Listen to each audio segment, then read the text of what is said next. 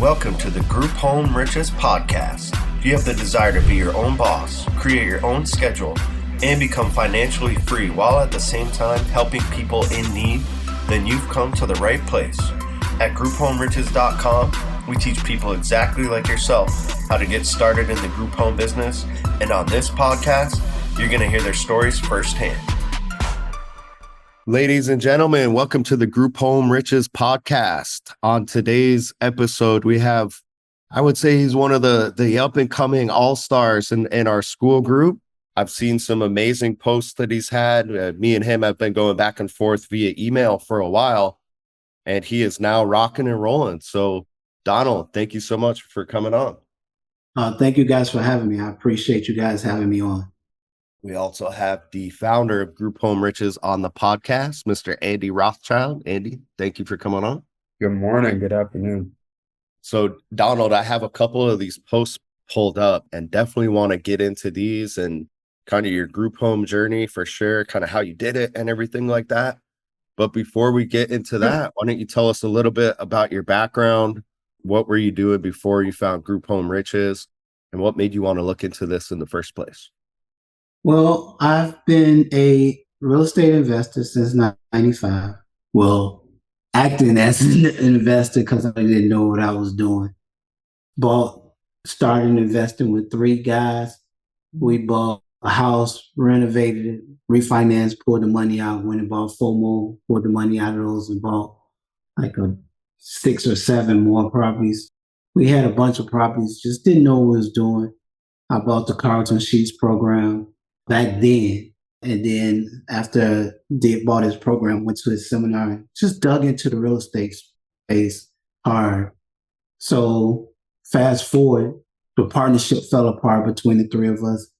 And then I just started doing it on my own, started investing.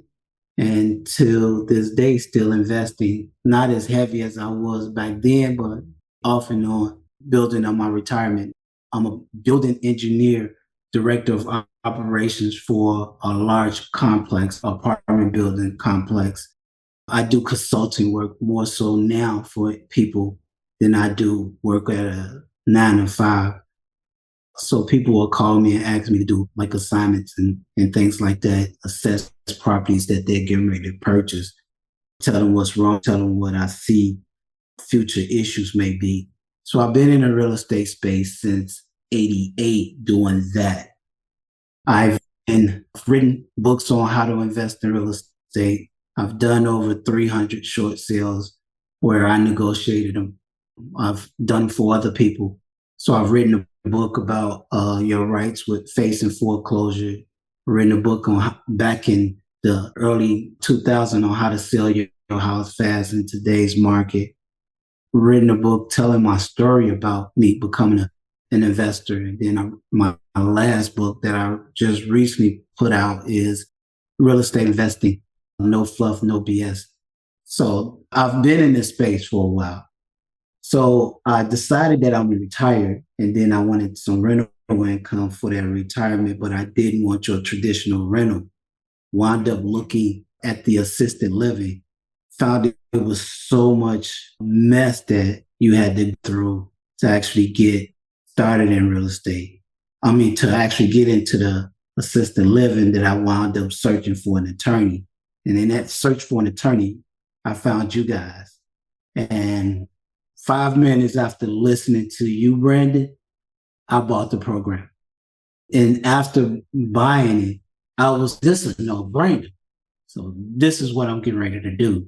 So I dug into the Group Home Riches model and started moving forward from that. So my thing now is I want to scale this no other. I want to be on Andy's level. So that's where I'm at now.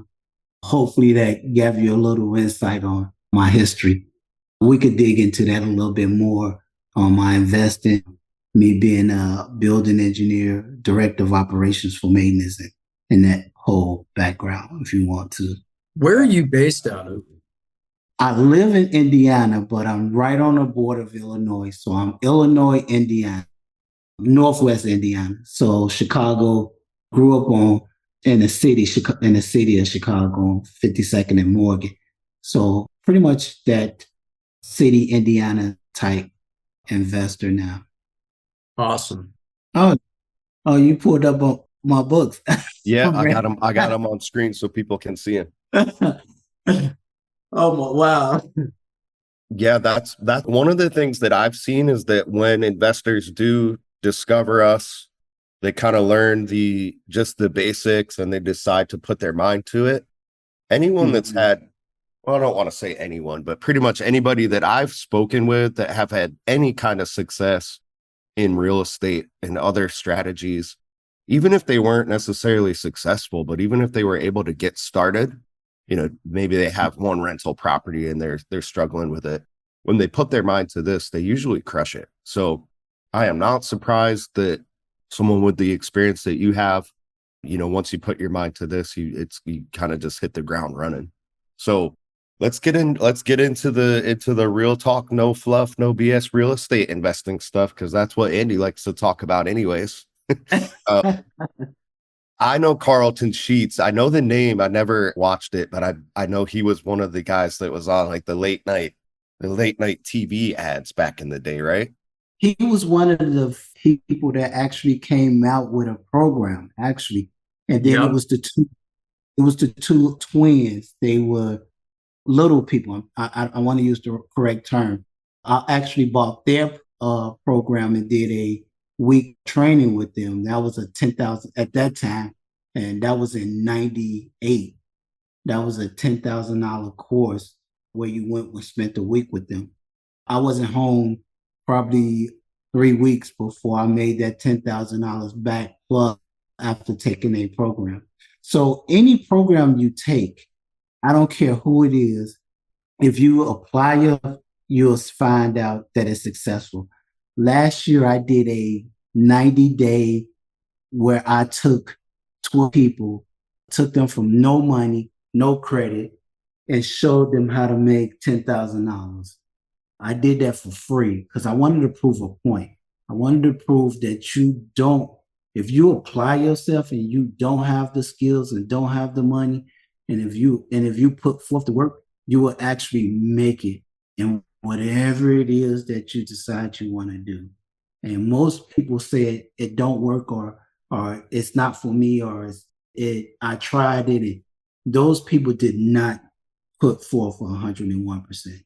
I had 2 people that wound up finishing the 12 weeks, I'm sorry. One is successful and one is still doing deals to this day. So it's the mindset, and people let other people deter them from doing something, I believe. So yes, you're absolutely right, Brandon. That's an amazing point, Andy. I'll let you riff on that because we were literally talking about this, me and you, just before we hopped on the call for the most part. Yeah. I just want to comment on Carlton Sheets, dude. That guy he's one of the most OG dudes out there. Carlton Sheets, and what was his name that wrote No Money Down? Allen. Was it James Allen? James Allen, yep. Is that right? Anyways, but yeah, I had all those. I want to say so because I did a lot of the courses from back in the 90s and early 2000s. I was doing a lot of I can't think his name now. He's still around, still doing some training. He's in Phoenix. He's in Arizona. No, not Kiyosaki. Oh gosh, I can't think his name offhand. It's gonna come to me later. Probably after we finish talking. Is he a wholesaler? He does host. He's more so a creative investor. He does a lot of owner finance, subject to type deals. It's what he's more geared towards. No, he's talking an OG from like the old school. 80s. Okay. Yeah, he's an older guy, and his voice, I can hear his voice. I just can't think of his name right now. I did his program as well too, though. He was back when the foreclosures was hot in 2000. He made his name in 2002 was when he was doing a lot of foreclosure stuff. Because that's when I started doing a lot of foreclosures, with me going through foreclosures on some of the properties I had. I had 137 rentals. Still not having the knowledge. I went through foreclosure. And after going through it, I learned everything that I could about foreclosure. And I took his course and started doing short sales myself. Gosh, I almost had his name. Is it Sean Terry? It's not Sean T. Okay. I took his program too. So I don't have a problem with taking people programs once I see it's something that's going to advance me to the next level. And that's what hurt people. They look at that cost instead of looking at the outcome that you can possibly have from. Stop looking at the cost and look at what the outcome would be. Because the outcome from a course would actually help you if you apply yourself. 100%. We say it all the time. If you don't have the right mindset. Ron LeGrand. Oh, Ron LeGrand. Yeah, he's in Phoenix. I didn't realize that. Yeah, I know Ron. Yeah, he's based out of Phoenix. Yeah, but you hit the nail on the head. If you don't have the right mindset, there's no amount of money or there's no amount of courses or education you're going to take. You have to have the right positive mindset, work ethic, etc., to be able to succeed. And it's a small percentage to do across all industries. I would bet, I don't think they've ever done the study, but just from us doing it over the years, it's probably very, very comparable to the Pareto principle.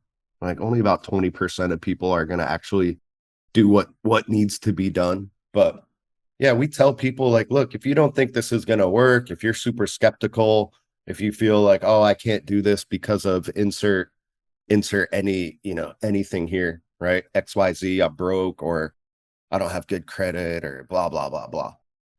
Yeah, you're just going to waste your money, Right.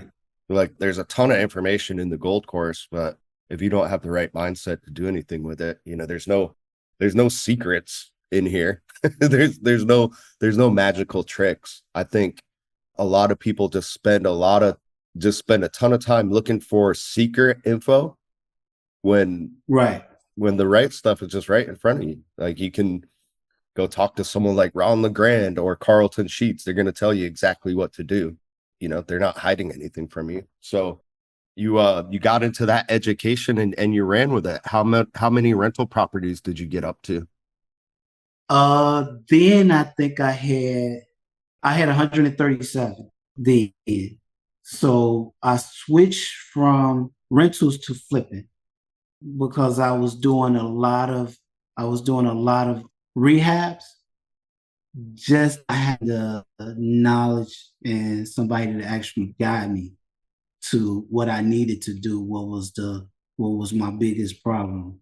When you don't have the people to back you and guide you through what you need, you actually make a lot of mistakes.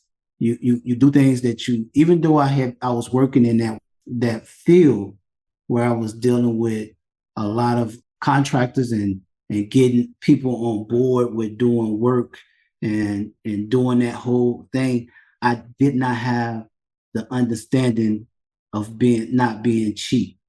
Instead of me bringing contractors in to do a lot of the work, I would actually bring friends in, and it was hurting me as far as not getting properties done fast enough, having properties sit vacant too long. That hurts when you don't know the ins and outs of a complete renovation and you trying to do it yourself and to save $1. It hurts you long term. Yeah, the real estate game is a lot more difficult, I think, than most people realize. And this is why, I'm such a big proponent of group homes because, you're talking about having 137 rental properties. Let me tell you what, even if you just take that number, divide by, just call it 4 or 5, you got 30 rental properties. 30 rental properties is going to be a full-blown nightmare for 9 out of 10 people because they do not have the ability to manage the contractors, handle the vacancies, deal with the tenants, deal with the toilets, deal with all the trash that these tenants are leaving in the properties. And there's really no money in it either. I mean, 30 properties, whether you're in Chicago or even, one of these lower cost areas, Probably best case scenario, you're making $6,000 a month net cash flow, and that's assuming everything goes perfectly. It's a hell of a lot easier just to go get 2 group homes. And you know what's crazy, Andy? Because I have properties already, so I said, okay, I'm gonna turn one of the apartment into a place first, just because you want to test the water and get your feet wet. And I was getting a lot of, I'm not sharing units, I'm not sharing a room, I'm not doing that. I got a lot of that. And when I put my first person in here and saw what I was making off what I was renting the whole apartment for, I was getting that from one person. So it was a no-brainer after that. And it was proof of concept. So I was like, ain't no way in the world I'm renting out traditional again. This makes no sense for that. I have been doing this. I wish I'd have known about this when I had the 137 rentals. Yep. I would have jumped all over this. I wouldn't have Absolutely. lost one property. I wouldn't have sold one property. I wouldn't have been flipping and rehabbing and selling stuff like I was. I wouldn't have been wholesaling stuff off. I wouldn't have been doing none of that. So now my problem now that I have is turning down deals. Because every deal I get, I look at it and says, man, if I turned that into a group home, boy, I will make a mint off of it. And I always think about what Brandon says, that you said, if I have to calculate the return on investment, it's not a deal. So you don't even have to do that, because what I look at now is how many beds can I get in this place? And that's what I look at now. I don't look at the return on investments for the most part. I look at how many beds can we put in here and how many bodies can I get? And Yep. then that's what makes me just determine if it's going to be something that I want forward. So you look at it, you get a different perspective once you start understanding. It's a bed count, it's a body count, it's a how many people. It's the name of the game is heads and beds. Absolutely, absolutely. And look, and I tell everybody this also. It is heads and beds, but you don't want to go out and buy $400,000 homes or rent $400,000 homes. You need to be operating in B- and below neighborhoods. That's the name of the game. You want cheap real estate, cheap rent, and maximum number of heads and beds. Plain and simple. And people that understand the real estate world, they think when they hear that, they say, so I'm changing the demographics. I'm putting low income people in, which low income people bring headaches. These people do not bring you, they are needy, but they don't bring you the headaches that you would get with your traditional rent. And that's what most people start looking at. My traditional rental, if I'm in a CD class neighborhood or a CB class neighborhood, I'm going to have a bunch of cars. I'm going to get a bunch of headaches. I'm going to have this. I'm going to have that going on. They're going to be tearing my place up, but it's a different class of people. I just don't know how to explain it, but they have a tendency of caring a little bit more than they do because they have been homeless. So they have a tendency of loving the fact that they got a place to put a roof over their head, and they don't destroy like you think they are. Yeah, it doesn't matter if you're running apartment buildings, mobile homes, houses, duplexes, whatever. These people, even if they're high-end stuff, I'll tell you guys a story. So ran into kind of a friend of mine, and he used to be a commercial real estate broker. So I've known him for a long time. I bought one apartment building from him. And anyways, he was like, hey man, what's going on? Blah, blah, blah. And he was telling me how he bought this house in this relatively trendy neighborhood about 5 years ago. So trendy neighborhood, the rent was $2,000 per month. Okay, so I want to paint a picture here. So nice neighborhood, trendy. There's like bars and restaurants around it. He's like, yeah, she just moved out. And then he looks at me, he goes, excuse my language, but I got to tell you, he goes, she abso-fucking-lutely destroyed the property, destroyed it, destroyed it. So again, it doesn't matter where you go. These people, high-end neighborhoods, low-end neighborhoods, they destroy these properties. So why not make money out of it in the process? And especially if you're running group homes, you're over there every single day and you got a house manager. So the possibility of it getting destroyed goes down significantly.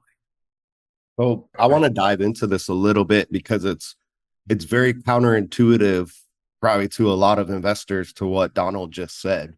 Think about a real estate investor that has never really heard of this before. Maybe this is the first podcast they've listened to, right? And they hear nightmare stories about Section 8 tenants and low income stuff. And, they think the goal is to just get the nicest property, A class, and, just get the best tenants possible in there. When they hear you guys talking about, no, get properties in C class neighborhoods, and instead of having, one tenant in there, you're going to have multiple homeless people in the property. So think of the first things that come to mind when they hear that. And now they're hearing Donald say that it's actually easier, right? So why don't we dive into that a little bit? Let's break that down. How is that possible? What systems do you guys put in place? Are there systems? Let's kind of make this clear for the investor type out there. So what I use is I still use Building. I still use a management software system. Smart.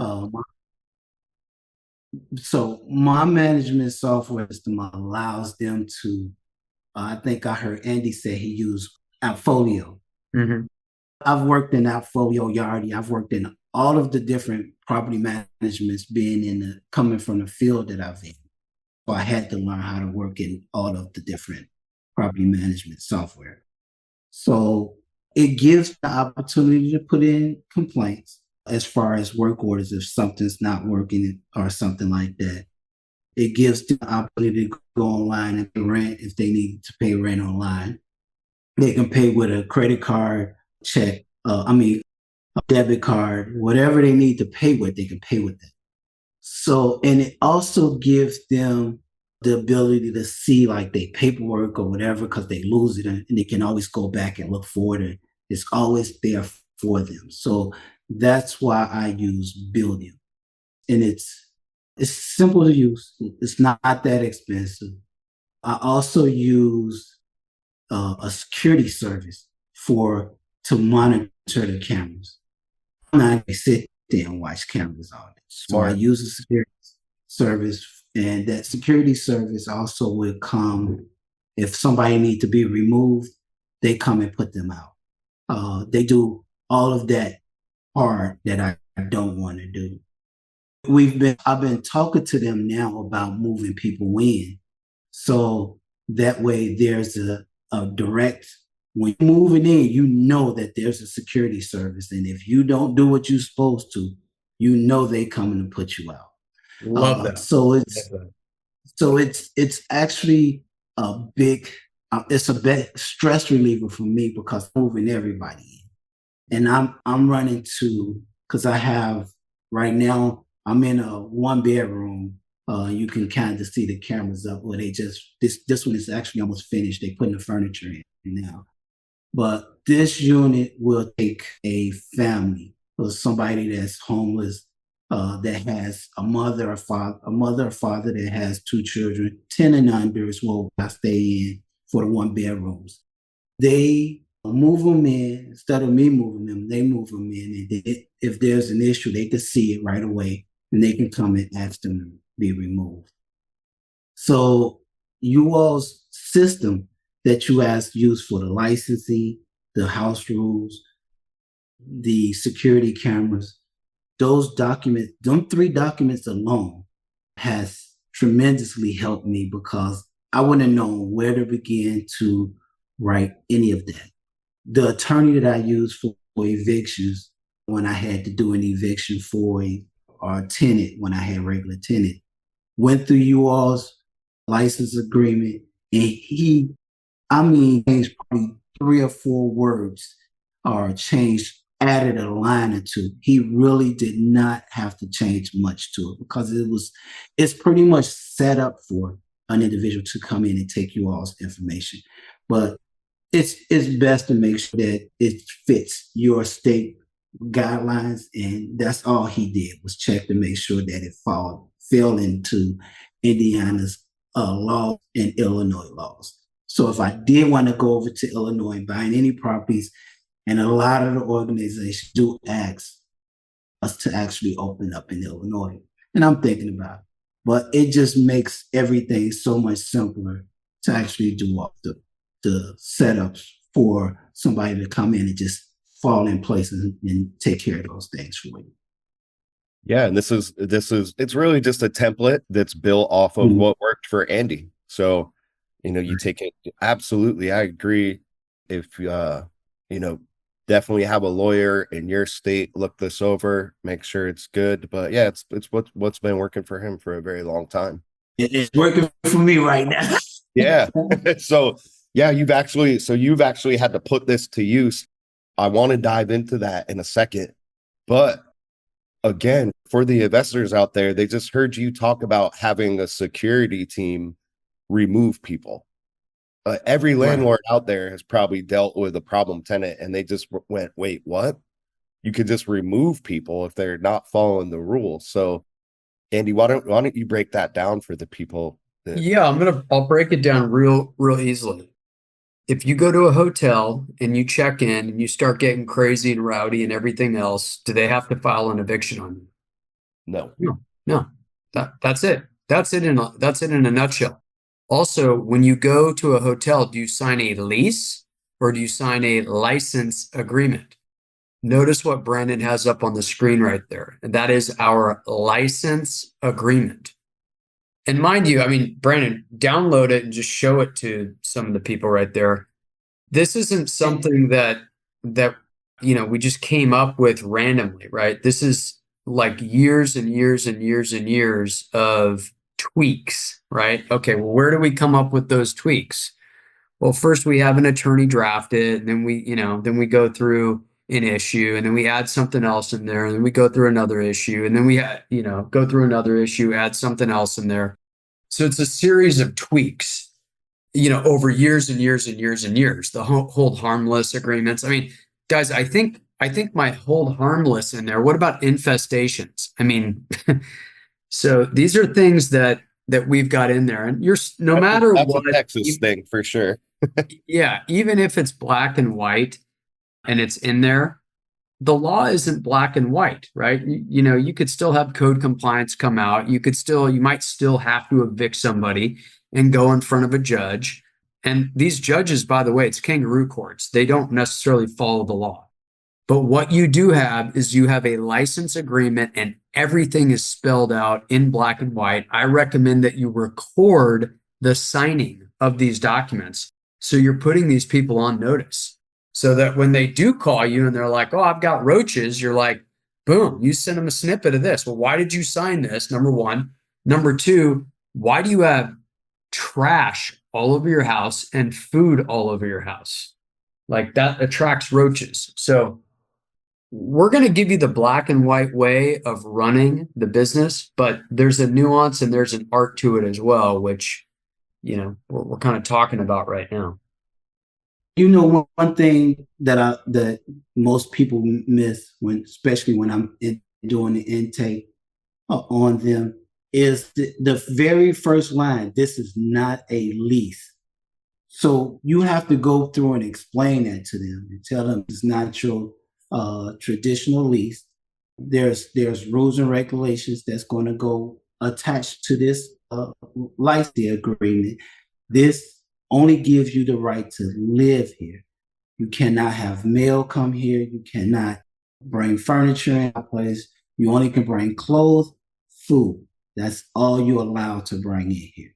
If that's a problem for you, do not sign this, because I'm going to go through this with you. And I sit in front of one of the cameras while I'm doing a paperwork. So that way I can record it. And then and I let them know that is when we get to the camera disclosure part of it, I let them know that this whole scene has been recorded, and we take this and put it in your your building account, so you can actually see that recording of signing and somebody's going through the documents with you to make sure you have a complete understanding of what you're signing. so you come back later and say you didn't have a complete understanding of it. Yeah, guys. So this is, as Andy said, we're not leasing space. All we're doing is licensing space to these folks. As you can see, and as Donald mentioned, it's very clear that it's not a lease. It says right here, if they violate the rules, they're going to be considered a trespasser. And this is what gives Donald the rights to have a security team, which is great, by the way, Donald. That's awesome. I know Andy and team kind of do their own security, but yeah, if someone breaks the rules, then you're under this agreement, this legal agreement, that they could be removed. So, and you know what's crazy, Brandon? I'm not a year in, and I've had to deal with code enforcement. I've had to deal with one of the organizations, the city official, telling me that I've wrongfully evicted one of the people. They brought the police to tell me how I've wronged this person. They was getting ready to sue me and all these crazy things that they was threatening me about. If I didn't have that and I didn't go to my attorney and tell him that this was what was going on, I think they would have scared me to death. But because the licensing agreement and because the attorney had actually put the paperwork together to ensure that it was in line with what needs to say, no sooner he sent that over to them, it's like everything just went quiet. I hadn't heard another peep.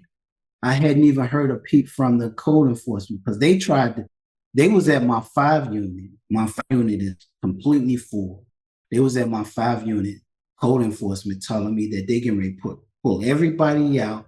I'm getting all these fines for running a business out of that place and all this stuff that they was telling me. And when I said, I rented it out as a landlord, isn't that the same as me running a business out of my building?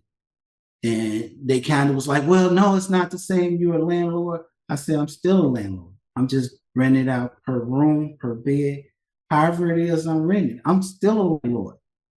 And she was like, I said, then you can't just go in my place. This is fair housing. You guys are crossing the line. You can't say this stuff and they telling me they don't want these people in their community. I had to go over there with the fair housing laws. I went over. Me being a building engineer, I had to go through fair housing every 3 years or something. I have to take fair housing classes to get my certificate saying that I'm updated with the fair housing laws.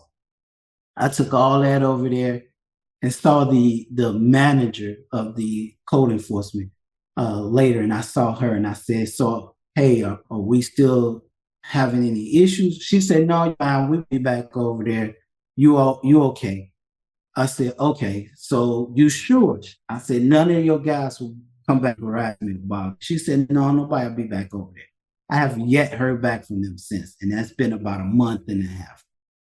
So it's just being able to stand on what you know, and they don't always know what they're doing. They figuring it out too. Correct, dude. Can you talk about that a little bit for everybody out there? That's such a great point. So when I took all the paperwork over there, everybody it was like 5 cars of code enforcement in my building. Because they just knew that they was coming in to evict everybody. And the reason they found out about it is because one of the guys had broke his neck. He was trying to get into our place. And there's a place called Township, which would pay 3 months of housing. And then after that, they have to cover the other 3 months. So housing called over to the building department and asked if they knew that I was operating what they call a boarding house in a town, in a city. They came over here to drag everybody out. And he was pulling on the door, knocking on the door, pulling on the door, trying to get the door open.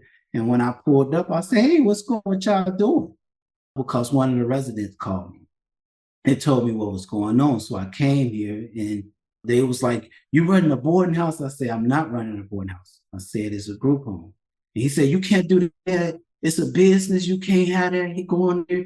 You violating our codes. And he just went, the one guy that was the lead person was so nasty and so rude. I was like, you need to call somebody who I can have a conversation with. So that's when their manager came.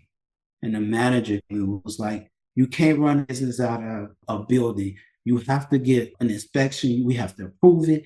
And it's a whole list of things you have to do before you can actually run a business out of it. So I'm not running a business. I said, technically, it is a business, but it's not a business. And so we went back and forth, and I told her, and she told me that I can rent it traditionally. And I said, so what's the difference? So I'm renting it per room or per bed. What's the difference? If I'm renting it traditionally, it's a business. And so she going back and forth, and they start saying, we don't want these people in our community. And I said, y'all are violating fair housing laws in so many ways. You can't say you don't want these people in your community. You can't tell me who I can rent to and who I can't rent to. You can't tell me none of that. And you saying stuff that can actually get the city in trouble. Y'all need to be careful and watch you all's mouth. I said, because I know you all. That's the only reason why I won't press issue. And I have renovated quite a few houses and properties over in the area, so they knew me. And I said, I tell you what, I'm going to bring the fair housing laws over to you guys and show you guys that you guys can't say some of the stuff that you're saying. And I brought it one day. This was like on a Wednesday or Thursday or whatever it was, because the next week was that Tuesday, because I was getting a permit for another property. And I go over there and I go pick up my permit, and I asked her, I said, so are we good? We okay? She said, no, we fine. You sure? Because I don't want them coming back over there bothering my people. And she said, no, nobody will be back over there. She said, you good. Just keep doing what you're doing. And I said, okay. I said, you know what's crazy is y'all came at me wrong instead of having a call and talk to me or ask me to come to the office, not upset my people. And she just wanted to shut it all down and wanted to go away. A month later, not even a month, I shouldn't even say a month, maybe 3 weeks later, I get a call from the commissioner asking me, did I want a property to actually turn it into another place? And wow. I was like, people about something. Y'all just scared me a hard time about this property. And now you guys are giving me a property. And it was one of their properties that the city had taken back. They wanted me to turn into a group home. So I'm actually doing the renovation on that property now, which is a 6-unit building that we're actually converting into a group home as well. Unreal. Love that. Now, guys, you just heard a real life breakdown of, I would say, like the worst case scenario that could happen if you don't know what your rights are. So right. Donald, imagine if you had no idea about fair housing or anything like that, and you just took the first responders on face value. Right.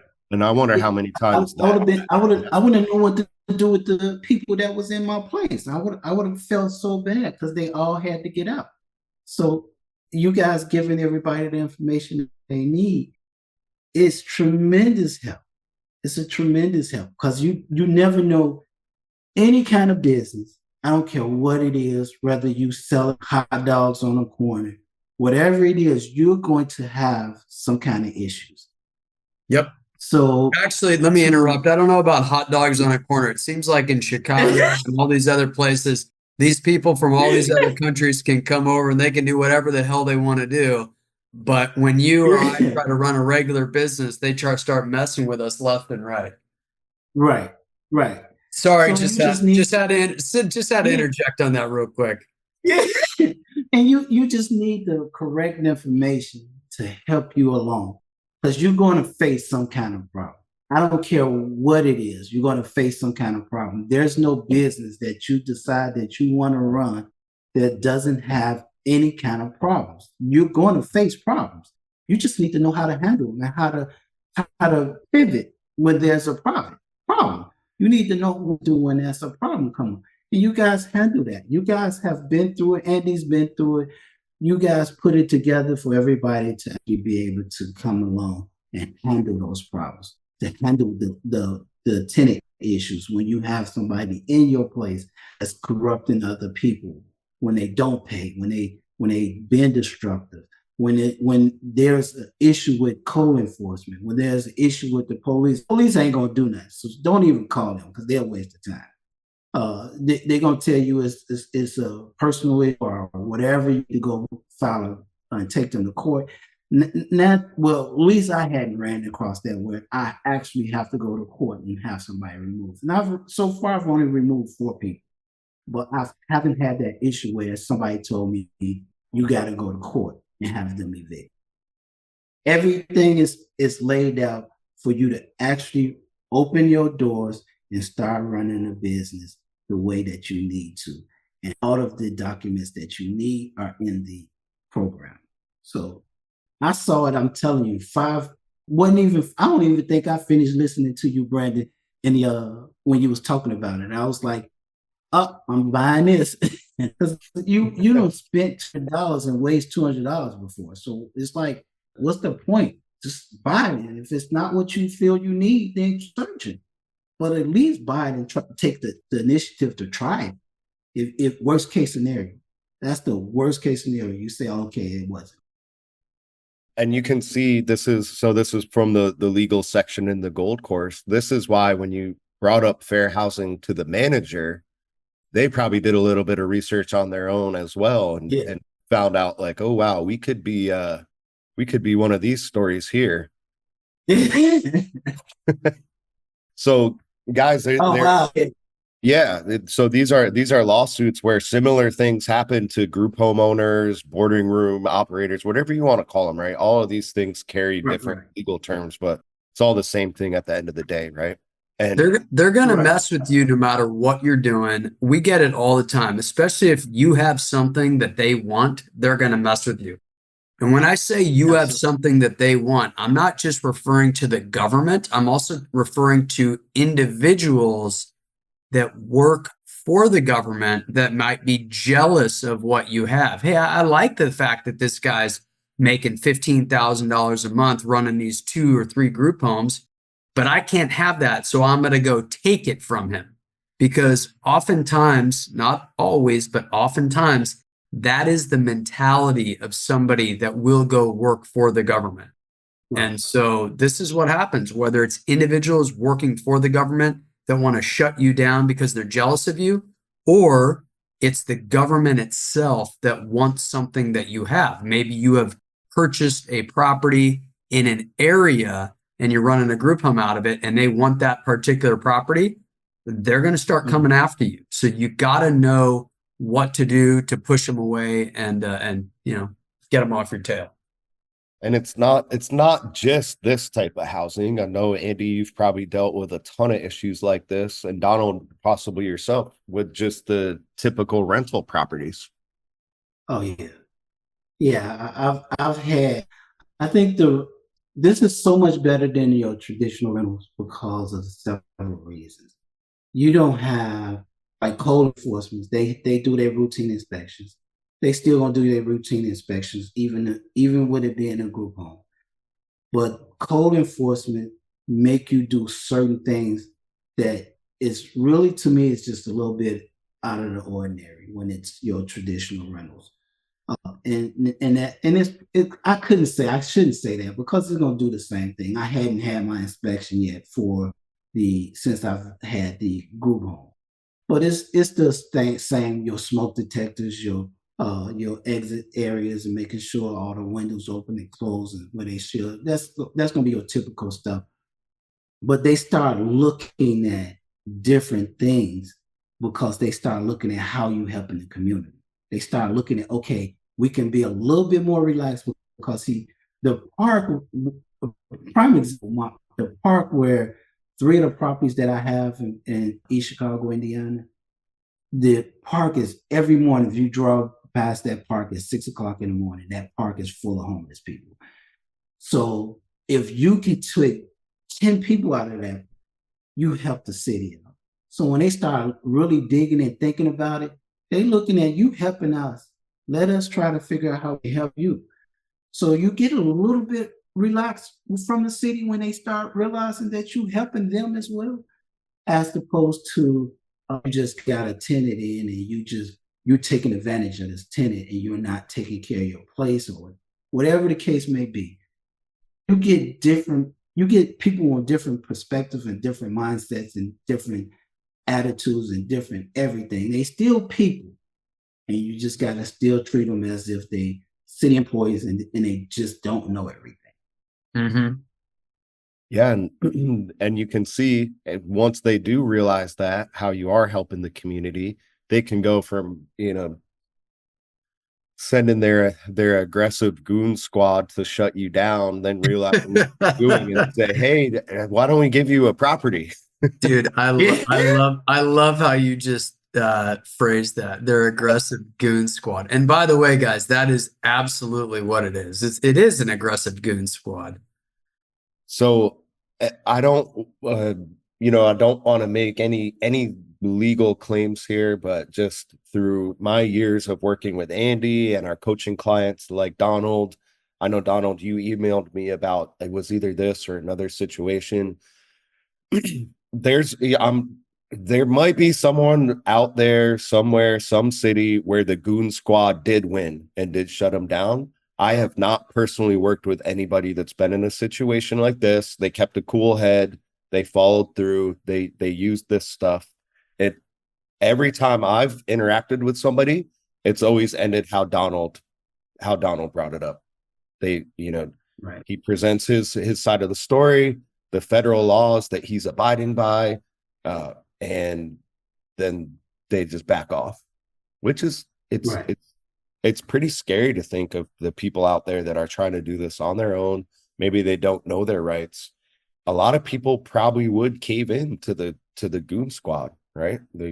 Oh, absolutely. Yeah, absolutely. Cave in immediately. They're the city, they have the authority. So I guess I gotta, shut it down, which is crazy. A lot of people don't understand this, the constant back and forth and the legal battles between like the federal and the state and all the bureaucrats that are just trying to, do power grabs and stuff like that. So, hey, we want to give you guys the good, the bad, the ugly, the real, show you these things can happen, but, know your rights.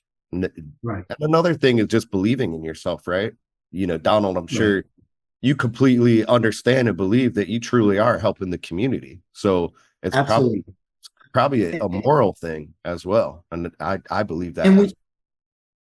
And when you hear this, because you hear they always gonna tell you their stories when they move in. You have to stay strong and listen to their stories because they heartbreak. And to hear these stories over and over, and everyone's story is different. Everyone's not the same. When you hear the stories about my family has turned their back on me, I was fine. I always was there for my family. I lost my job. I got injured. I'm unable to support myself. I had to get on SSDI because I got hurt at work, and my job cut me loose, and now I can't work again because I broke my back. And I have a guy that's like this, and I broke my back, and I can't get a job again. So I went on SSDI. My family, I was staying with a family member, and they put me out.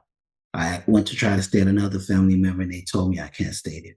So I was forced to be out on the street. I've been sleeping in the park for the last 3 weeks, and I went to a shelter, and now I'm begging somebody to take me in. But I do get a check, but I have no place to stay, and I won't pass a regular rental application background. If it's the last of the month, I would take you in. If you came to me like on the 20th and you homeless, and I know you do receive income, come in. I'll let you come in. I'll give you everything you need, your toiletries, and give you a starter kit. That's what I call it, where it's a traveling toothpaste, the deodorant, traveling deodorant, sleeping bag. A quick some sheets and stuff like that. I take you in, and the next month I tell you that admin that I charge, you still got to pay that admin fee in the first month's rent. But I won't even charge you for those 10 days that you came in or 11 days that you came in because I wanted to get you off the street. My thing is to help you. It's about the money, but it's also about. So as long as you're doing it for the right reason, you actually have a better reward. So I'm getting a lot of people that's willing to help that's in the places that I have. But the thing is, like I tell them, I can't help all you as far as giving you something to do for me or giving you a job or something like that. I was use some of the ladies because I only have one women only place, and I don't want to do anymore. Once that empty out, once that house empty out and it's completely empty, I'm going to put all meals in. But I use the women in the house to clean different units and stuff like that. They do a good job for the most part. The one lady that's doing it now do pretty good job because she come in once a month, clean all the units that somebody's in. Just the common areas. She don't go in their rooms and clean their room. She would clean like the living room, dining room, the kitchen, and bathroom.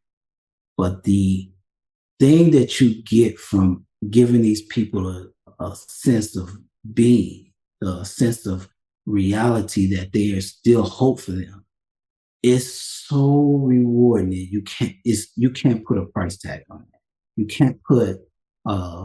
You can't describe the feeling that you get from some of the help that you're able to get some of these people. Exactly. And those are the real riches that we talk about.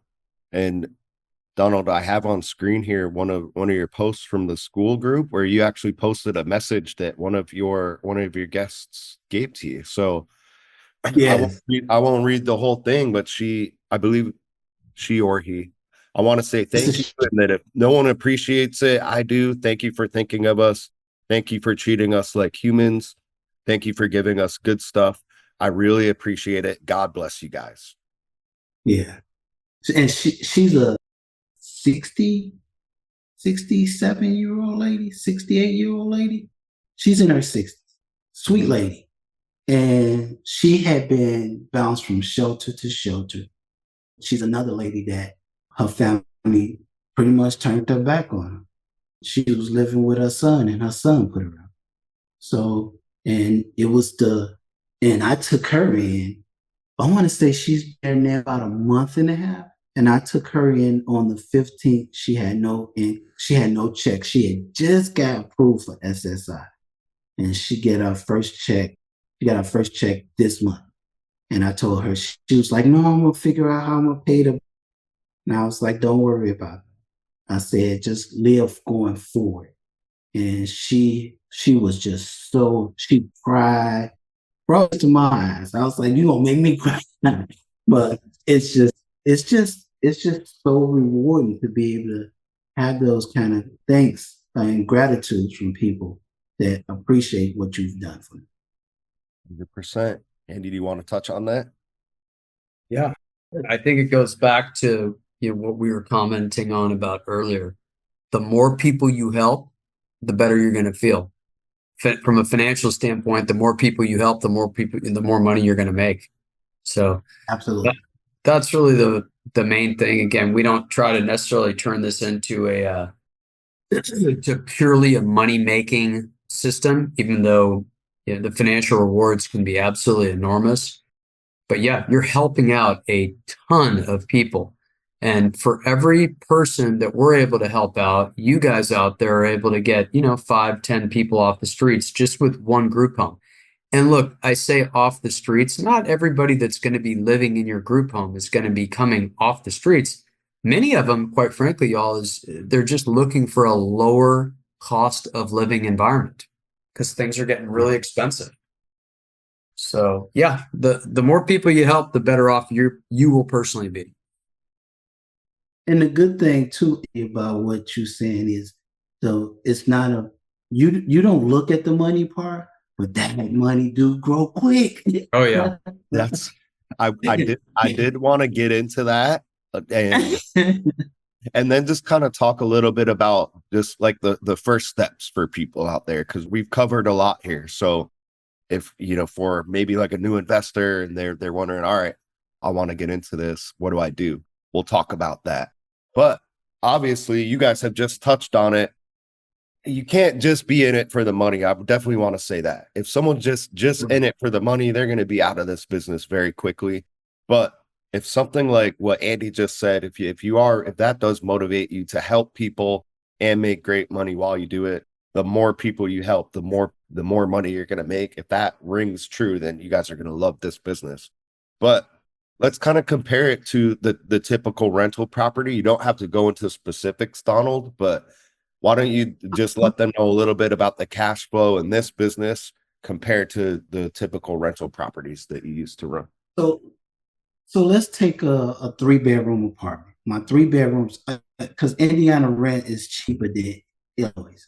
So people kind of flock to Indiana because of the cost of rental.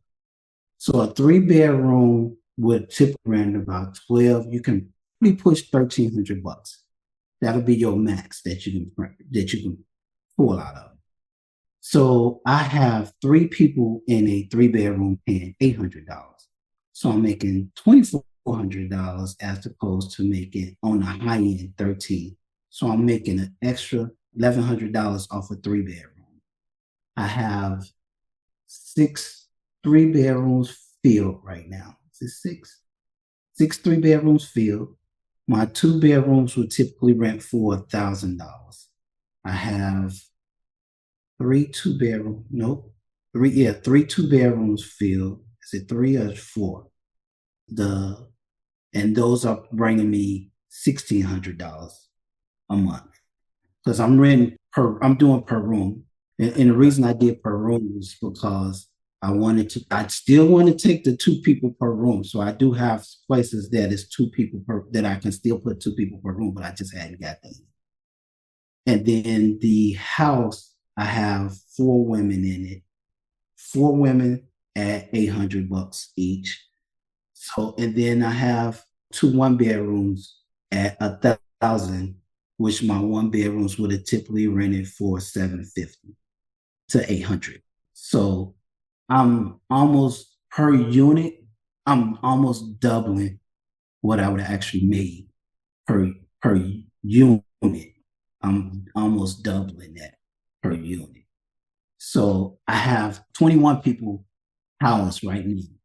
When it's all said and done, I will be able to house 54 people in total. And just say if I house all 54 at $800, that's my cash flow before. That's what I bring in before any expenses. Yeah, that's the gross. Would you say probably about half of it goes towards expenses? Like it ain't even half, Brandon. What's up? So my mortgage on my mortgages altogether is, let's say, $5,600 in mortgages. I supply garbage bags, dish soap, and soft scrub is what my expenses are every other month. Mm-hmm. And it's probably in total, I'm probably spending on supplies. I'm probably spending about another $300 for supplies. And then for the mortgages, $5,600, and I'm a little high on the mortgage. And then my property taxes altogether is probably taxes are cheap in Indiana. My taxes probably for all the properties are probably around another $7,000 a year.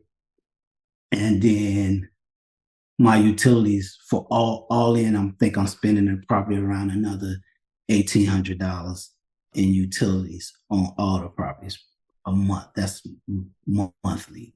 Yeah, that's month. So I'm still when it's all said and done, I still will be pulling in close to a little over $30,000 a month. That's what I had. Just doing really, really rough numbers.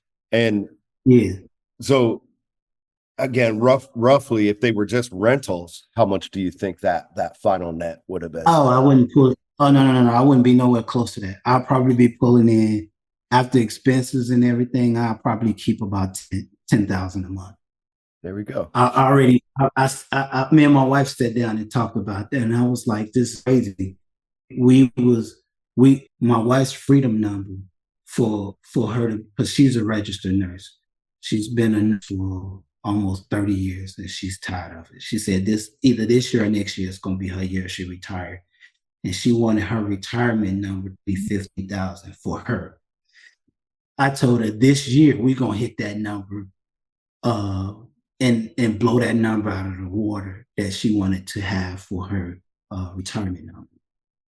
We still have places that we're renovating. So, but when they all done, that's going to be, we should be finished with our renovations. If I don't been picked up no more properties, just to give you an example on what I'm paying for properties too. The 5 unit, I think one of the 5 unit I spent the most money for, I spent 110 for it. It was fully occupied when I bought it.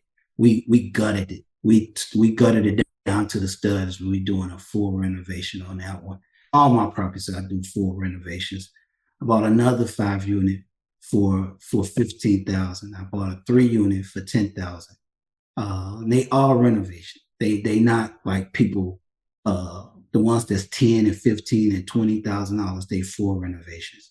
But the 6 unit we're doing, it was given to us. The 9 unit we paid, I think it was 16,000 for the 9 unit, and then we bought 11 unit for 50,000. So, but everything, when it's all said and done, when everything's done, we'll have we can retire off. If we don't do another deal, we can retire off these buildings that we have currently. And remind me, how long have you been doing the group home business model? I moved my first person in I bought the one-on-one coaching in September. I moved my first person in September of last year. So I hired let me go back a little bit. I bought Gold course, I want to say May. I hired a VA to pull my list and for him to do the marketing in June. I got him acclimated to what I wanted by July. August, we doing marketing, but I was stumbling. I had some stumbling blocks that I was struggling with. So September, I bought the one-on-one coaching. By the middle of September, and that was probably the 1st of September when I bought the one-on-one mentor. And then by the middle to end of September, I moved my first in. And I've been moving people in ever since September of last year, of 23. So we're talking, you have all this lined up, and it's only been a year since you. Yes. It's been less than a year since I've really been digging into it. Yeah, I would say July, August was when it really kicked off for me. Unreal. What other businesses out there can you, of course you've been grinding. It's not easy, which we're going to get into. No. What other businesses out there can you just put your head down for a year and be set up for retirement? None. Yeah, absolutely not. None. Especially with minimal amounts of nothing legal. Yeah. Good point.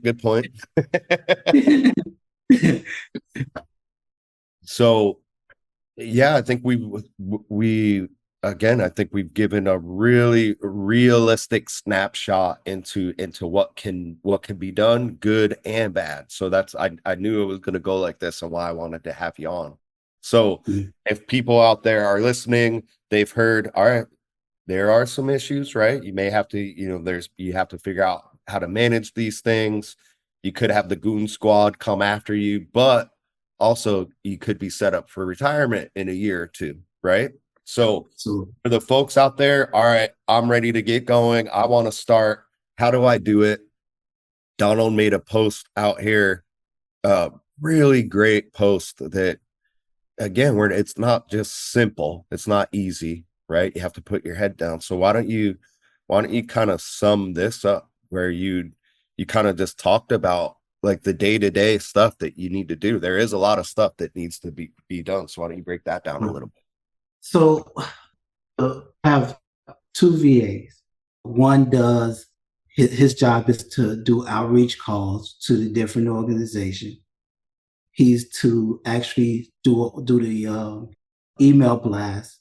Like when a unit's ready, he do an email blast to all of the different organizations to tell them we have a unit available or we have a room available, or what's the cost, what's the qualifications they need. And then he also do an email blast where he actually sends out an email saying, hey, we have a room available. Please set up a Zoom call with us so we can discuss your organization and see how we can work together to actually help get somebody into our place. He also does a little of the social media marketing. He doesn't does much of it because the other VA does the social media marketing. He does the website, forget it, so what it's called, SEO, whatever it's called, whatever he does with the website. He does a lot of that side of it. So the two of them working together, they actually keep the phone ringing. We get on average about 5 calls a day. And those calls are either from an organization that just got contacted from us, got an email from us, or got a call from one of the VAs. The VA called them and they called reaching back out to us to actually get more information. So that's their job. My job is to actually, in which I'm trying to remove. I thought I found somebody to actually do the day-to-day with getting these beds filled. So my job is to monitor the renovations, to go to the rehabs, make the contractors doing what they're supposed to, and make sure that the house, the unit is ready to actually start moving people in.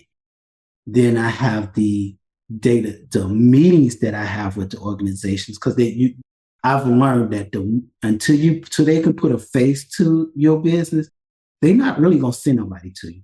So you have to go and have meetings with them, and then they start sending you people. The probation officers is one of the biggest things that they just wouldn't talk to us until I came out to meet with them. So now they do send people to us. But and then I also make sure when I'm moving somebody in, they actually have what they need to actually function day to day. So I'm trying to remove myself from that part. So the moving somebody in, going to go meet with the organizations, and the renovation part, that's going to be kind of hard for me to find. I think because I know what I'm looking for in renovations. I could tell the craftsmanship of the contractors is up to par. It's just sloppy. And trying to find somebody who I can work towards that part of it, I think it's going to be challenging for me. But the person to run the day to day, I thought I had somebody. She was a retired caseworker for Child Protective Service. And when I asked her about doing this first, she's an older lady, but she said, I can't do it because I can't do the traveling and things like that on a daily basis. So, and I was like, this is a part-time thing. It's not full-time, but you can get full-time pay on a part-time basis. And that's another good thing that you can offer full-time hours, full-time pay to somebody on part-time hours for them to keep your beds full. And what I'm offering somebody is 10% of my overall gross income. But most people that I explain that to them, they think they're going to come in and get 10%. No, you need to show me you working. You need to fill some beds up first. Bingo. And then 10% of overall. You're not just going to come in here and get 10%. You need to fill beds up first. And that kind of that makes it hard for you to find people a little bit because they don't understand that you need to get some work first. Andy, do you want to give kind of the personality profile of the operational managers that you use? Yeah, I mean, look, you can get real sophisticated with it, and you can actually run, like Brandon said, like a Myers-Briggs personality test, which is really a smart way of doing things. Or once you get good, and you probably need a little bit of experience behind you and some maybe a little bit of gray behind your ears, but you can just start sniffing out who's going to work and who isn't going to work. So typically the guy that's going to work is going to be, hard nosed. They're not going to take no for an answer. They're going to be pretty tough. They're not going to put up with any bullshit or any shit. They're not going to be scared or intimidated. And hopefully they understand that there's a little bit of an art form to collections, because you can't necessarily only collect with the butt of a gun, right? There's a game with it as well, because if you can pull $300 or $400 out of somebody every 2 weeks versus the opposite, sometimes it's better to let them stay in there, and then rather than having to clean the room up and release the bed out. So, but again, I would say auto mechanic industry, maybe somebody that's worked as a trash collector, somebody that's been in the military, old former retired military officers, drill sergeant types. That's kind of what you want, in my opinion. Because again, you are dealing with individuals 9 times out of 10 that need discipline and need to be told what to do. And they will take advantage of you if you let them. Absolutely will. I was listening to one of the ladies that you was last interview when she was talking about she was taking them to the gas station, to the store.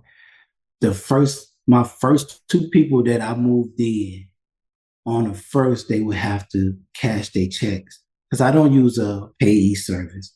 I wanted to try to find one, and I found a couple of payee service, but I didn't like how they was going to take the people money that was left over. So I gave them the option I tried the option, okay, if you don't pay on the 5th, we come to put you out. So that and I stressed that when they moving in. On the 5th, if you don't been and reached out and had a conversation with me, on the 5th, somebody will be here to actually escort you out the property. So I hadn't had any problems with people paying, but they would always call me on the 1st and say, hey, can you take me to go cash my check? Or can you take me to the bank so I can get the rent? And I was doing that for the first 2 months. And then it started, can you run me to the store? Can you do this? And I'm like, you know what? Because at that time I was here working at the property. I was at that property working, doing the renovation and getting the units together. So I was like, okay, fine, I'll run you. Okay, I'll do it. And then it started getting to the point where it was just overwhelming. And I was like, look, you know what? No more. I'm not taking you nowhere. If you ain't figured it out, if you can't pay your rent and then I don't have it by the 5th, you will be getting put out. It totally shut that down. So if you don't start telling them no and let them know what they can and can't do up front in the beginning, they are going to run over you. And you better get some backbone real quick. Because if not, you're not going to like the outcome, what they do to you. Yeah, you got to be tough, and you got to be real hard nosed. It was we were speaking with Megan the last. Yes, that's what it was. Yeah, and a key for her was exactly what Andy just talked about. She went and found, I'm forgetting his name. It was from the interview. She mentioned it. We had a nickname for the guy by the end, Andy. Remember? Yeah, the Nigerian. Right? Yeah, she found kind of a hard-nosed, very direct, no BS kind of guy to be the operational manager. So yeah, that was a kind of funny story.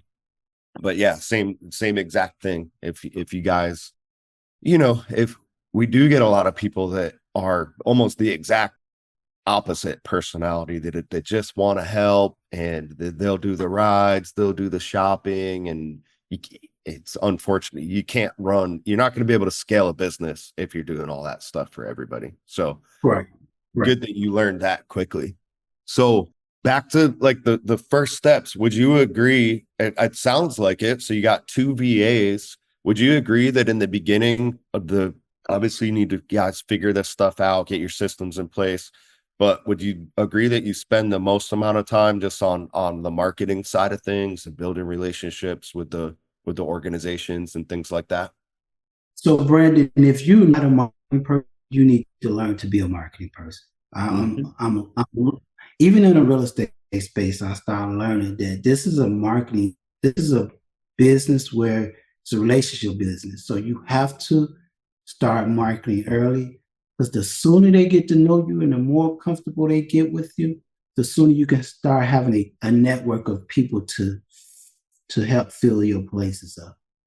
So if you don't start marketing before you get your first place, if I didn't have these places and I went and bought them thinking that this was going to be easy, I'd have been screwed. Yep. You have to start. That's why we tell the vast majority of people, just depending on their resources, we tell people, hey, start marketing before you go and buy the property. Have Yeah, those referral you sources have lined up. you definitely have to. This is not okay. I made 5 phone calls or I made 10 phone calls. You're gonna make hundreds of calls. Mm-hmm. We use Mojo as a Nice. dialer. So he goes through Mojo and he's dialing. He's using Mojo as a dialer. We didn't scale down from the triple dialer to a single dialer now. But in the beginning, because we didn't know what was going to wind up becoming of it, so we used the triple dialer, meaning that it dials 3 numbers at one time, and then when somebody pick up it let go the other 2, and it leaves a voicemail for the other 2. But we were doing that on probably the first 2 months of him calling. We was using that triple dial, and he would just go back through it and dial it again. In the course of 8 hours, he was going through those. We had 1,100 people on our organizations on our list. Perfect. And then now we're down to, because we studied it, because we're doing different searches for different things. So now, people fell off the list. I think we fell off to like 900 and something, now back up to like 1,300. And we study getting people to say unsubscribe, they unsubscribing to us or something like that. And then, reaching out to apartment buildings or not just the large apartment communities. We're doing a search for all of those tenants, and we're reaching out to the tenants now. And the reason being is you got seniors that's in an apartment building that's paying $1,500 a month rent for a 3-bedroom apartment, and that's because they don't want to move because they don't want to downsize, or they can't find a place that they'll allow them to downsize that they can afford. So we're reaching out to those people. So anybody that's in the 50, we doing a search for 50 and older that's in an apartment building. And those are people who we are now marketing to as well to actually help fill our places. So it's the same as if you was marketing to absentee owners, but we just figured to use it as tenant and market it to the tenants that's in the area. That's who we're marketing to now. Beautiful. So marketing is key. You're gonna figure out some different strategies to market. And that's why we talk about it. So we talk about this so much, right? So, and you hit the nail on the head. It's not just, you can't just make 5 or 10 phone calls and then give up.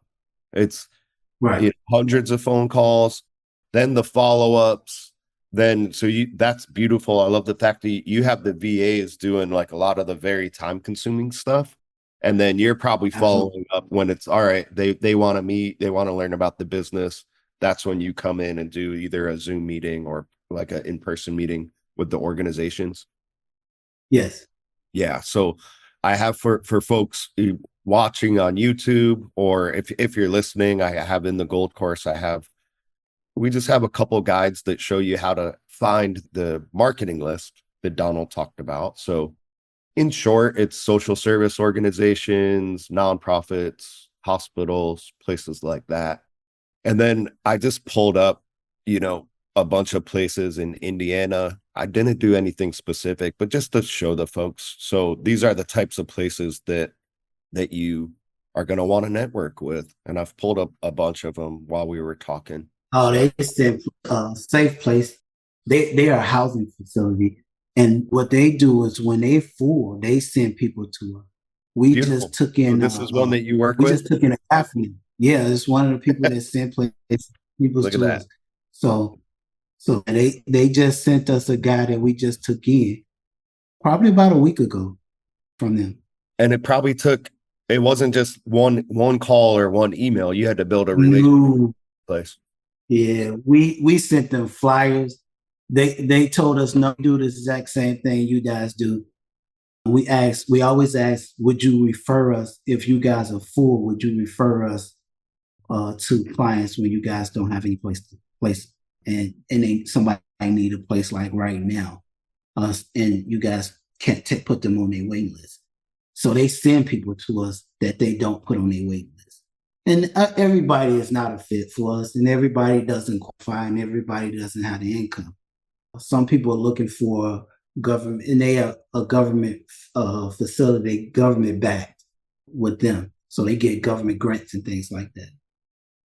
On that note, again, we're just freestyling here, but I see this. Look, there's a lot of money in this stuff. So A when lot of money. this is just a $5.5 billion grant on top of the other billions and billions that they're throwing. Brandon, what's 5 billion here, 10 billion Yeah. there, 100 billion here, about, Oh yeah, this was last week. Yeah, guys, there's so much money out there. There's so much money out there. You've got to get into this business. And it's not as simple as just going to there's no magical grant or no magical, paperwork that we're hiding from you guys. It's not in the gold course either. But what we do teach you in the gold course is to do what Donald just did. How to build up your marketing system. You don't need to go as big as Donald did, but if you want to see the type of return, you do. So Right. he's got virtual assistants doing a lot of the kind of internet grind kind of stuff. But those are the first steps that you guys need to take if you want to get into this. And yeah, there is a ton of money that goes into this stuff. So all we show you to do is how to get it's a small piece of the overall pie, but Donald was gracious enough to break down what that little slice can mean to you guys, and potentially retiring after grinding for a year. Right. So it's really I can't express enough how rewarding it is. It's really a good thing to have the feedback from people that you actually helping. So and also Gary, Indiana, which is I have properties in Gary, Indiana. They just did a last week Thursday where they had a convention where they was talking about how they are setting up, because how the housing department does not using their shared living vouchers. So they said Section 8 they want to try about 25 to start having Section 8 use those shared living vouchers in Gary, Northwest Indiana. So all of Northwest Indiana, they want to start having those housing vouchers used. But they said that they're allocating so much money for the city of Gary to build low-income housing, shared living, group homes, whatever it may be, to help individuals in housing need. So they're getting ready to spend a lot of, because Gary's going through a big revitalization since they built the casino over there. So anything south of the expressway, they're trying to improve that area and get a lot of the homeless people that's over their streets off the street. So that's where the networking and marketing comes into play. A lot of times you may have to educate the caseworkers that you're talking to, or if you do get in with like a local government thing, you may have to educate them on it. That's nothing new. They have these housing choice vouchers where if the individual does want to live in shared housing, Section 8 is supposed to cover it. So, but it's, again, I think we did a webinar on this a couple months ago. And that was put into place, I think it was like 2 or 3 years ago. Yeah, You see now. Martha Fudge, was that her name? Yeah. That was over 2 years ago where that, letter came out to these people. But it's just now that you see the local officials are taking note of it. Or maybe it was the lady before Martha Fudge. I'm blanking on what her name was. She kind of, No, I recognize that name. It was, yeah. I believe it was Let me, her. let me see if I have it, and I'll email it to you and you can put it up on the screen, but y'all keep talking. But yeah, it's to the main point though, there's a ton of organizations out there. There's a ton of people. They are looking for folks like Donald that are actually providing the housing. What's once they get to you, once you do those meetings, what's the reception like? How do those talks typically go? Those are the most. I don't know how many people that's going to hear this have done cold calls for absentee owners or landlords and trying to get them to sell their property. My VA that I use came from cold call for another investor. He is so more into this than a cold calling of a person that's trying to convince somebody to sell a property, because they are so warm and welcoming. It's like night and day. You don't get cussed out. You don't get told off. You don't get, why you calling me? You don't get none of those that you typically would. You get the, oh my gosh, nobody knew you guys exist. I hadn't even found out about you all before. Where did you come from? Are you guys new to the area? You get all the questions that welcome. Yep. The openness of people that you talk to, these caseworkers and management company that manage the organization. You get, once they realize that you're real and you actually are taking people, and when you invite them out to your place, when you say, why don't you come out and see what I have to offer? And they come and they say, oh my gosh, you guys got a really nice place. You're taking real consideration and giving people a nice place to stay. They are overwhelming the gratitude that they have, because you make their job easier. To just say, hey, call this number, or here's this person to call. That helps them. That helps their job out. So it takes a lot off their plate when they have somebody that they can send these people to. Hey, Brandon, I'm going to interrupt real quick. Jump on your email and then just put that up on the screen, what I just sent you, because it's talking about what you guys both just mentioned, the Section 8 shared housing. You see it? Yeah, I'm pulling it up now. And guys, it's in our school group. We do a monthly live Q&A with me and Andy. That's included with your school subscription. And we did a webinar specifically on this. But here's the I don't know if you can blow it up for them, but basically, guys, I mean, it specifically says this is Section 8, and Section 8 is getting into the shared housing business. So if you're watching this on YouTube, or listening to it right now, just take a look. Look, it's right there. It's all right in front of you. And this is where there we go. This is where your networking skills, being able to sell yourself, being able to build relationships are going to come into play, because this came out in 2021. Yeah. And as Donald mentioned, the city of Gary is just now talking about it. So yeah, this is where, the first step is just to figure out, how to find these people, get comfortable talking with them, letting them know what you're going to do. And then you will run into a ton of different opportunities like this. And also keep in mind, like Donald was saying, these people, they don't know what they don't know, right? So they can come, they might have badges or this or that or whatever, but it's your job to educate them. And the same thing with these Section 8 people. Just because they work for HUD doesn't mean they know, what the rules are, what the regulations are. Tell them about this right here. I mean, it's right in front of you. Hey, well, you guys have this. I'm reading it. Are you guys involved with this? Are you looking to be involved with them? So a lot of it is going to be your job to start educating them. Yep, 100%. Through your networking, you might actually get a contact at Section 8, and they'll tell you, oh, that sounds great, but unfortunately, the voucher won't cover shared housing. Well, actually, Yep. you can pull this up. So, but it all comes down to the networking, being confident, understanding the business model, learn how to do that stuff before you, try to go educate your Section 8 office. But right. Even if you have to have conversations with yourself in the mirror, because if you go to these places and if you don't know the answer to something they ask, say, you know what, that's a really good question. Let me get back to you because my partner is the person that really does that part. I'm just doing the outreach part of it, and I'll get back to you. At least go back so you don't sound like you don't know what you're talking about, or you don't know your own business because it's yours and you don't know the answers to it.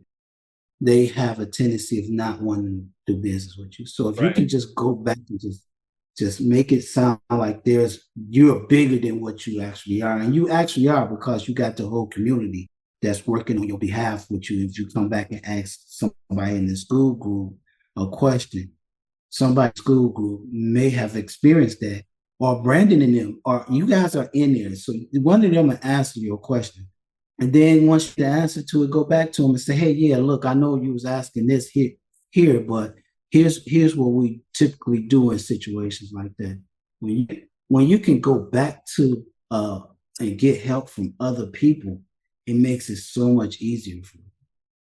Yeah, that's a really big, amazing point. And again, I'll bring up the live Q&As. We did a whole Q&A on that, just being able to what we call close the deal. So there's an art form to it, and it's all at your fingertips here if this is something that you want to do. It's that I have the gold course. You guys have been seeing this. At the time of recording, that's only $199. You, at this point, at the time of recording, you do not need the gold course to get into the school group. The school group is less than a Netflix subscription. So I'm sure you have Netflix. If that's going to break the budget, cancel your Netflix, because it's almost all garbage anyways. All garbage propaganda. Focus on yourself. Focus on improving your life. Focus on improving other people's lives, and you will automatically improve your own life. When you think about it, when you go out to dinner nowadays, if you go out to, let's just say Olive Garden. If you go to Olive Garden, you're spending almost $100. So that's 2 dinners. If it's you and somebody else, that's 2 dinners. So to cost of 2 dinners, you can actually get, and I'm not trying to make it like it's a sales commercial, but I'm just so glad that I came across you guys. But for the cost of 2 nights out, I can buy this program and have the ability to change my life forever. I just don't see the reason why somebody wouldn't look at it in that perspective. I just need to not go out for 2 nights, and then I bought the program. And pretty good high ROI for somebody like yourself. Yeah. Hey, it's not for everybody. It takes a certain type of personality. You really do have to have that motivation to help your community. You do need to be driven, right? So if you're not the type of person that's going to be able to pick up the phone and smile and dial or follow up on these meetings, right, then you're not going to get the types of results that Donald got. But if you made it to the end of this podcast, then it does sound like something that you're drawn to. You don't even have to buy anything. Go to grouphomeriches.com, sign up for the free course so you can at least get your head wrapped around the basics of the business model. And then you can always email us with questions as well. So we have a team of coaches. You can reach out to me and Andy as well. And we're always happy to help people if they're in it for the right reasons. So that's what I gotta say. Donald, excellent podcast. I knew we were going to get into some high value stuff. I think we did a really good job of breaking down a couple really good realistic scenarios, the good, the bad, the ugly. We talked about the goon squad coming after you. Right. But yeah, man, thank you so much for coming Thanks, on. Donald. Thank you. I'll give you the floor. Any parting words for the folks out there, and also let them know where they can reach you. And of course, everybody go out there and get his new book. It's called Real Estate Investing, Real Talk, No Fluff, No BS. And that's on Amazon, as you can see. Yeah. I just want to say that only thing is that true is you don't try. It's the regret of not trying that's gonna make you forward in the long run. So I would just tell everybody to get out, go try it. It's some work involved. You go get 8 hours out of the day and work hard for somebody else. Why not work hard for yourself? Dude, I love that. Love it. Where can people reach out to you besides the books? So you can put my name in any Google search. I'm gonna come up in most real estate forums. I used to do a lot of public speaking in different real estate arenas. So, but I'll come up on all of the social media platforms, Donald Torrence, and I'll come up. So, and you can reach me on any of those. I'm in a school group, so if anybody got any questions, I'm in the school group as well. So, but I'm on all social. Your YouTube channel as well.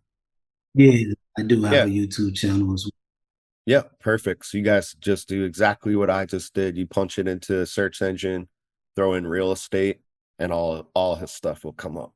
Yeah. Man, well, thank you so much for coming on, Donald. We'll have to do a part 2 time here soon when you retired, which sounds like it could be coming. Yeah. I do got a question for Andy though before we leave. Yeah. So my next rehab that I want there's 2 things that I'm looking at. Either buying a family-owned motel, and converting it into the group home, or doing ground up construction. No. You don't want to do ground up, man. Not unless you want to start paying off politicians and stuff like that. Just I mean, they're going to screw with you enough on larger buildings. Don't start messing with ground up. That's my opinion. Unless you've got your construction team and everything else. I'm not an expert at ground up, but I just know how the statistics play out. I like to buy stuff that's that's already built. The rule of thumb, and I'm sorry I'm prating real quick, but rule of thumb is that the developer loses it, the bank then takes it back, and the bank, sells it to another guy. The second guy loses it, and then the third guy, he winds up getting it at a low enough basis where he can make money out of it. Okay. So the hotel, if I did the motels, how do you set up, or have you done one where you can talk about setting up the security cameras in? Because that's what I'm struggling with. It's not the renovation part. None of that part is because I've done renovations on 400 units, 600 units, stuff like that. So my concern is now I'm doing it at a different perspective. How do you set up the security system in the rooms? Because that's a lot of cameras. Yeah, we don't actually have them in the rooms. Brandon's been over. He's seen it. I mean, we have our main office, and then we've got cameras all around the perimeter and on the inside, like the courtyard area, but we don't have them inside the rooms. But it at least allows you to know who's coming, who's going. If an issue happens, you can go rewind the tapes and you'll know who went into the property and so on and so forth. Also, Andy, when you do get these large apartment buildings or like the hotel conversions and things like that, you're not necessarily doing shared housing. No, we're not. A lot of what we're doing, Donald, is on the hotels. They're going to be smaller units. You could definitely put 2 to a room, but typically what we try to do, we try to get them at a low enough cost basis where we can just rent out the rooms. And most of those things are going to be all bills paid, call it $600 to $800 a month or whatever. And so we're able to make plenty of money out of them, and then the people stay for longer. So, and then you're cash flowing a couple $100 per door, which that doesn't sound very appealing, just one single family. But if you got, 100 doors at one location, and you're getting in vouchers or getting paid by the government. And you could cut down on the marketing expenses a lot with all your relationships with these local organizations. And Brandon's right. It is about, and that's after debt service. It's going to be about 150 to 200. You can do the math, right? I mean, if you have a large enough building and you only have a couple of people that, if you own it all yourself, fantastic. But even if you don't and you split it up, amongst two people or whatever, it's still really good. And So you have people over there that are I mean, you work in the apartment game, I mean, you got people over there that are managing the buildings. So do you still set them up as a group home? They still have to sign a licensing agreement. You don't do a regular lease with them, because I really would prefer to stay on that line. yeah, Even if it's 30 door or 50 door, they still do the licensing agreement. No typical lease type setup. I'll tell you what, remember how I was saying earlier on that a lot of it boils down to the community that you're in, the county that you're in, the city that you're in.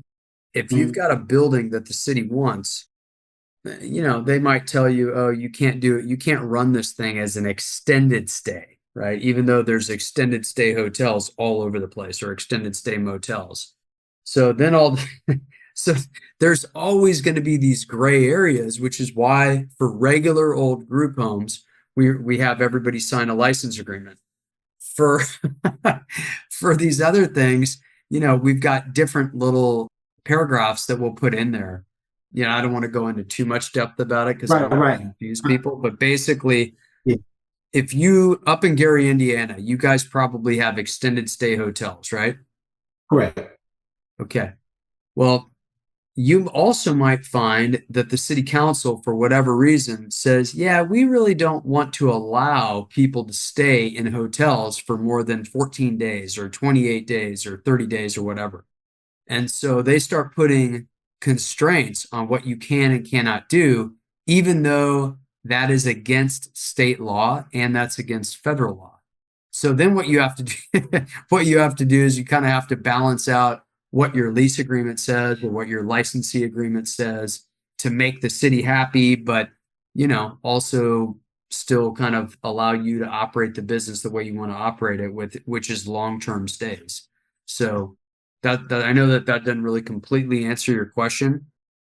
Frankly, I'd have to go back and look to see what our leases up there look like. I'm pretty sure they're just regular old lease agreements. They don't say licensee agreement on them.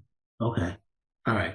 Yeah, so because the other thing that we unfortunately do have to do with these extended stays is we are evicting people. Because we are running them as like an extended stay type scenario. So if these people have stayed for more than 30 days, it's not really like a motel. So it's a larger operation. So, things are going to be a little bit different because we're not running group homes. We're running large motels. Okay. Donald, one thing you could do is just reach out to your contacts, some of the larger nonprofits or larger social organizations. As you know, a lot of them do have a ton of people on their wait list. They are looking for single units. A lot of them will offer incentives if you can provide those single units. So that might be worth looking into, seeing what types of programs are out there, what types of opportunities are out there for those organizations that are looking for single units. Because I know just through, we have a ton of done for you clients all across the country. Some of these larger places, there's always one big nonprofit in the city. Yes. Have like 1,000 people on their wait list. And that's a way to, sometimes they do offer incentives. So they might pay a little bit above market rent or a little bit extra per door. But when you're dealing on these big properties, at bare minimum, you're not going to have a leasing agent if you go under a contract with a place like that. You'll also have a little bit of help with the management, right? So they're going to have their caseworkers coming in, making sure that the people are doing what they're supposed to. And a lot of times, they're going to be helping out with that rental cost. Either, it's typically similar to Section 8. So they go on a percentage basis compared to the people's income. But that's something that I think at scale, not the residential side of things, unless you do want to get into Section 8. But at scale, I think that those types of programs could be pretty good opportunities for someone like yourself. Okay. So that's going to be my next move. And I'm gonna probably be reaching back out to you guys to ask you guys some questions when I get to that point. Oh yeah. But it won't be when I finish these renovations that I have going on now, that I'm gonna be reaching back out to you all. One thing can I make a suggestion that you guys add to the program? Absolutely. It could be an additional cost. Training for people who want to hire their own VA. A lot of people don't know how to train a VA. A lot of people don't know what to actually tell a VA to do and how to do it, even though it's in the gold course, to actually take that and train by and show them how to do it. Sometimes they need that video showing them step by step how to do it. Would that be something you guys would be interested in adding to your program? Because I showed about it. Maybe not the full training, but being able just to find a VA for sure. I do consulting for online business people on that specific topic. And yeah, that's a good point. It's something that we work personally with the done for you clients on how to do that. But yeah, we could definitely, I actually have a video that we can include in the course for that. So that's a great suggestion. Okay. Well, I want to thank you guys for having me on. I appreciate it. It was good. Yeah, I enjoyed it. You coming. This is something that honestly, if people want to learn the business, we have a ton of webinars and stuff, but they could just listen to this and watch what we had pulled on the screen. And if you really are on a tight budget, literally zero funds, you could probably just watch this and figure it out from this point on, to be honest, if you got the time. So, right. Man, thank you so much for coming on. Didn't know about the hotel stuff, but yes, definitely keep me, email me, keep me posted on that. If you do have questions along the way, we're happy to help. And that'll be another great topic for part 2, the hotel conversion. That's going to be awesome. All right. I'm looking forward to it. All right, Andy. Hey, thank you so much for coming on. Thank you guys. This was fantastic. Words for the folks out there. No, just guys, get out there. I mean, if this is something that you think you want to do, quit screwing around, take action. It's really that simple. Don't just burn the bridges. Just say, hey, you know what? I'm going to do this. I'm going to make it work, and go take action. Beautiful. Agreed. 100%. Well, Donald, thank you so much for coming on. Andy as well. We'll let you guys get going. We went a little over the typical time, but I think it was worth it. We gave the folks a ton of value, I think. So thank you so much. Absolutely. All right. Thank you, guys. Have a great day. Cool. Thanks, guys. Bye. Bye.